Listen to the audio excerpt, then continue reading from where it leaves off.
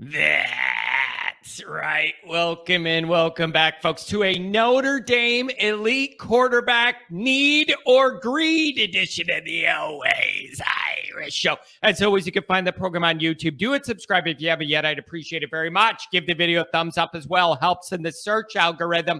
Give it a thumbs up. Twitter, search bar Always Irish, or at Always Irish Inc. Emails, alwaysirishnd@gmail.com. Audio only. Anywhere you want me, you can give me call in show 312-988-15. Call in show the other day, fantastic. All the callers were good. A lot of interaction on the chat box. Beautiful. Great callers, great commenters for the car show.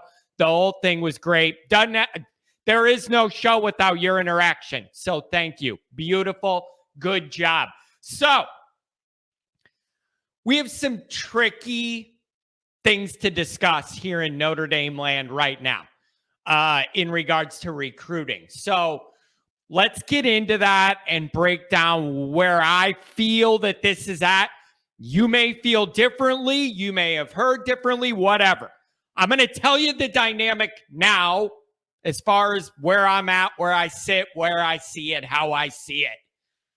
Now that we know five-star quarterback CJ Carr is Irish. And we all celebrated that as we should. As we should. It's a five-star quarterback that wants to be at Notre Dame. So he's Irish. We celebrated. Beautiful. Love it. But the next question is, when that excitement calms down, what happens with Dante Moore? Are we going to land both? So now's the huge debate. Is Notre Dame still after Moore just as hard as they were before when we knew they were all in on Moore? Has Notre Dame backed off completely on Moore? Backed off a little bit on Moore? Depending on who you read or listen to, there's varying opinions on this. Just like all recruiting information. You say what you heard, and then right after that, 10 other people say they were in some back pay only chat room. Somebody told them something else, whatever. Believe what you want to believe. Believe what you want to believe. I'm just telling you the things that I've heard. Take it or leave it.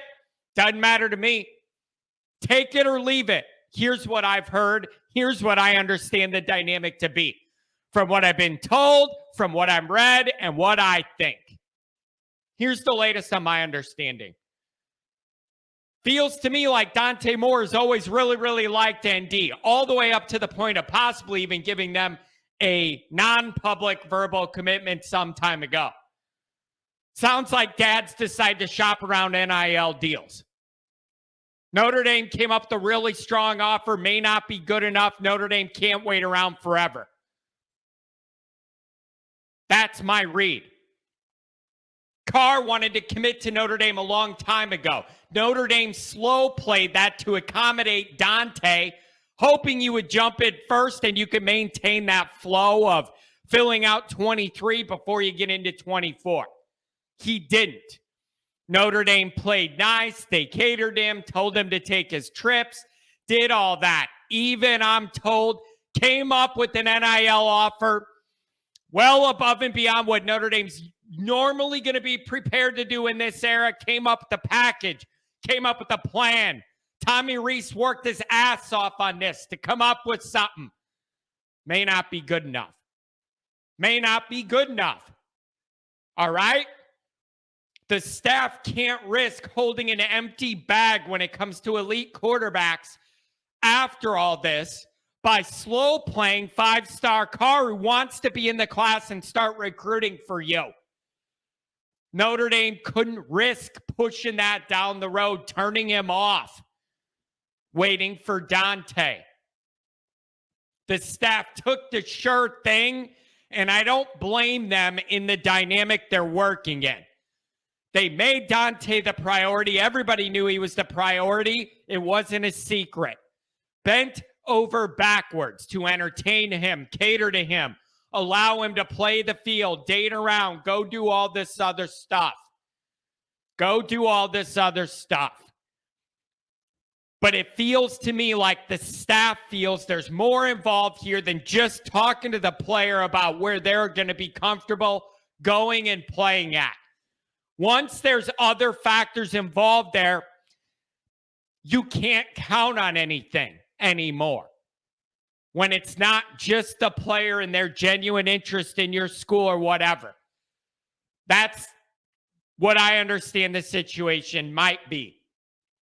So when you get that feeling as the staff, there's other things going on here behind the scenes, and what we're hearing from the player doesn't match kind of what's going on in practicality and what they're hearing and finding out, then there's a risk calculus that has to be in play. There's a risk calculus. And the staff took the shirt thing, and I can't blame them. They have to be frustrated with where all that Dante dynamic is. We all know how much effort and time and prioritization and unique recruiting ideas, all the stuff that's gone into courting Dante Moore. It's been done well. It's been done the right way by our staff. If they feel they were at a point where it was getting too risky, too unreliable, you needed to make sure you had a 5-star in the fold, I don't blame them. I don't blame them. So here's the thing. This is an elite problem to have, by the way. I want everybody to know that as we're discussing this and working through it. This is a non-Brian Kelly problem to have. How to navigate 2 5-star top-end quarterbacks that are interested in coming and playing in Notre Dame. Understand that. If you're getting frustrated with this dynamic or you really had your heart set on Dante, we all did after all this time of us fawning over him and all the recruiting stuff. I get it. I get it. But you got to understand, big picture, this is a non-Brian Kelly problem. It's an elite one and a great one to have. A great one to have. To even have to think about how to navigate 2 guys this good that want to come here back to back or are even interested in it. Not a Brian Kelly problem. So if you're frustrated, be frustrated in a good way. Because this ain't a Brian Kelly issue. Brian Kelly would have never recruited us enough to be in this issue. So that's a positive. I want to make sure I interject into all this. If you're having Dante Moore frustration, just know none of what's going on with Notre Dame recruiting right now is happening with Brian Kelly. Nope.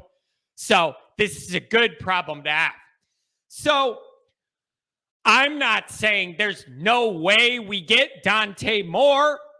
I still think you recruit him, let him know we have a spot for him. We want to have him in the 23 class right now. Why wouldn't you? If you already went this far to recruit him and have this much invested, I don't see how it makes sense to totally cut bait right now.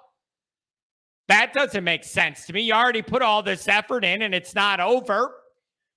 Carr's not in the 23 class, so you still have that spot, right? So I'm not saying he's definitely not coming here. I'm just saying with Reese and Freeman navigating the dynamic that it seems that we're in with this, that's a tough spot for the staff. What else can you do? When you got a feeling you're getting one vibe from the kid, but then you're hearing and knowing there's other stuff going on connected to it behind the scenes.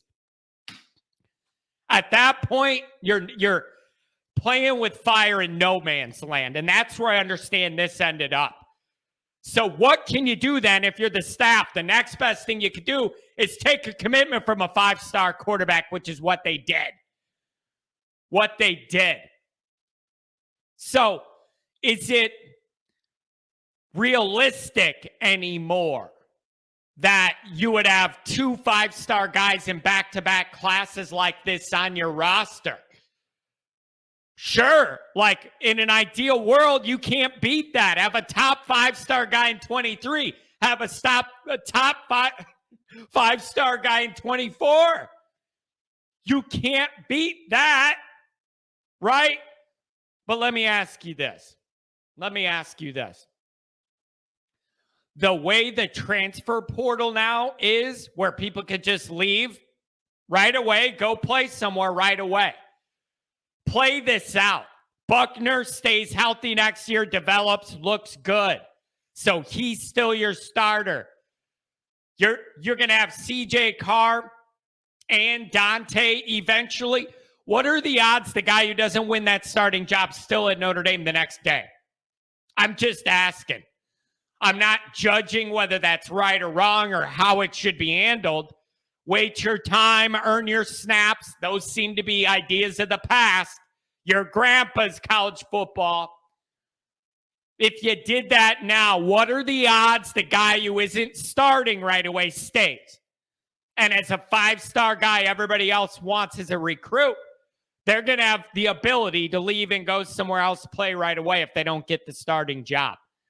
Is that something you guys have in your head that you're thinking about as well?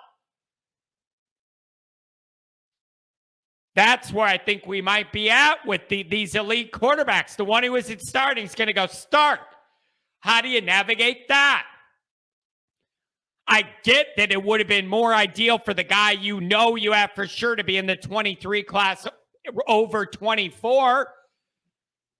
He could reclassify. I've still heard rumors. That's very unrealistic. It might still happen. I don't know what to believe on that. I'm being honest. Every time I ask, I hear something different. Still possible or really, really tricky. Don't count on it. I don't know. So, given the dynamics that I understand them, the staff's navigating about as good as they can in this dynamic. They have to be frustrated with what's happened with Dante. They have to be.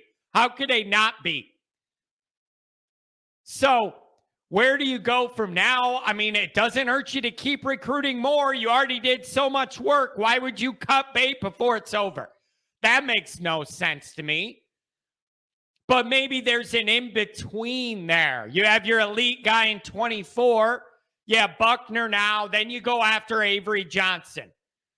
I was talking to Mason Plummer last night. He brought up the names Collins, Lanas, Purdue, and Iowa commits now. No, these are not five-star guys like Dante Moore, CJ Carr. But if the staff feels they could get one of those guys, and they're a four-star guy that could build you a bridge from Buckner in this class to CJ Carr with elite ceiling upside, that's an option. And I get it. People aren't going to like that as much because it's not a five-star guy. But it's a way to have some quarterback coverage in 23, build you a bridge to the elite guy in 24. I just don't know if it's that realistic to have two of those five-star guys stacked back to back, where it seems to me now the one of them who doesn't get the job is going to go play somewhere else right away. I don't know. You also have the question of who's a better program fit. That question I've heard come up, and I really struggle with it because it's really easy to say the better program fit is the one who doesn't want to play games, play the field, wants to commit to you right away. Obviously, that's the most easy way to gauge program fit. The one who wants to be here and not play the field and start recruiting for us, the better program fit, right? So I don't know how you gauge that other than the guy who wants to be here is probably a better fit because you know he wants to be here. Tough to judge. So would it be more ideal to have a 23 5-star and a 24 5-star? Obviously. Sure. But I don't know if it's realistic. I just don't. Maybe it is. And then it's an absolute monster, a home run for everybody if it works out that way. But at this point, I'd be surprised if it did. I think the odds are strongly against Dante Moore ending up somewhere else at this point. I hope it's not Michigan. It would make me mad if Michigan's bad at recruiting, the quarterback chips fall everywhere else, and then they kind of back into Dante. That would bother me because they would have put in the least amount of genuine effort or good recruiting and end up with them. Just because other spots are filling in, Dante's taking his time, whatever. That would bother me. But The overall point is recruiting's been so fantastic under Freeman so far. But if you look at what they have going on for 23 and 24, up until this point, the one glaring thing missing was a shiny 5-star quarterback. Now you have that. It is in 23, it's 24, and I get it.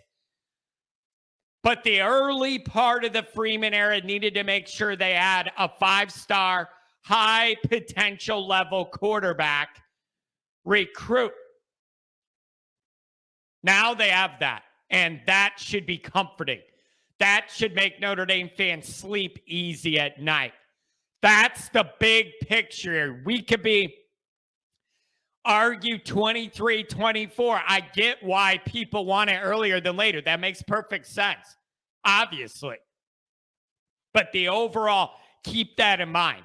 The overall big picture thing is you needed one of these elite guys for the early part of Freeman overall. You're now guaranteed you're going to have that, and it could get even better from there. But that is the biggest takeaway here. There's two. This is an elite recruiting problem to have you would never have under the old guy. And the biggest thing that needed to be accomplished early in the Freeman recruiting effort just was this week. You need that elite 5-star guy as a recruit to be able to build on recruiting. Now you have it. So take this all for what it is. Maybe you have different sources than I do, and you're hearing different dynamics are going on.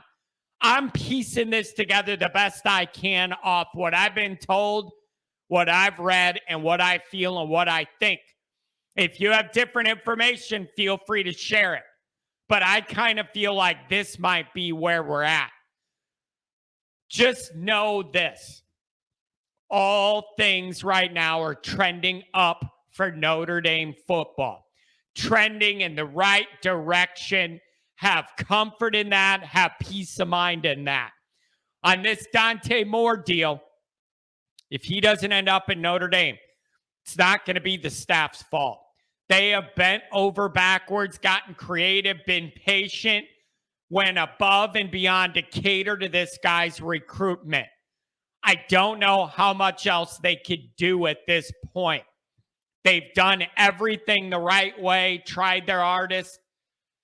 I don't know what else you could expect for them. Take the guaranteed 5-star shirt thing when you got it in front of you. So that's where I think we're at. If you have different information, you see this differently, let me know. Take care.